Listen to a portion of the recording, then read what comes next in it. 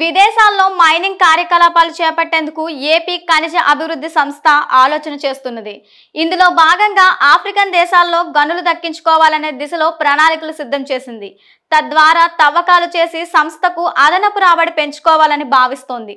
సంస్థకు దశాబ్దాల తరబడి మగ్గంపేట, ముగ్గురాయి తవ్వకాల్లో అనుభవం ఉంది.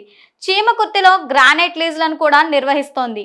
కొంతకాలంగా మధ్యప్రదేశ్లోని సులియారియాలో బొగ్గు గనుల తవ్వకాలు ఆరంభించింది. ఈ అనుభవంతోనే విదేశాల్లో లీజులు తీసుకోవాలని భావిస్తోంది.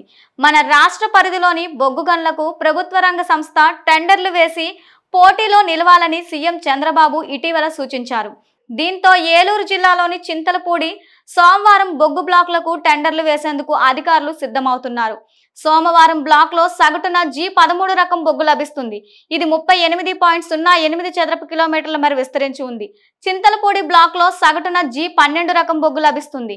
బ్లాక్ 12.04 చదరపు కిలోమీటర్ల మేర ఉంది. సోమవారం చింతలపూడి బొగ్గు బ్లాక్ లో భూగర్భ మైనింగ్ చేయాలని భావిస్తోంది. అలా చేస్తే గనక సంస్థకు గిట్టుబాటు కాదని కొందరు నిపుణులు అంటున్నారు. దీనికి బదులుగా ప్రత్యేక పద్ధతిలో భూమి లోపల నుంచి మీథేన్ గ్యాస్ ఉత్పత్తి చేయవచ్చునని సూచిస్తున్నారు.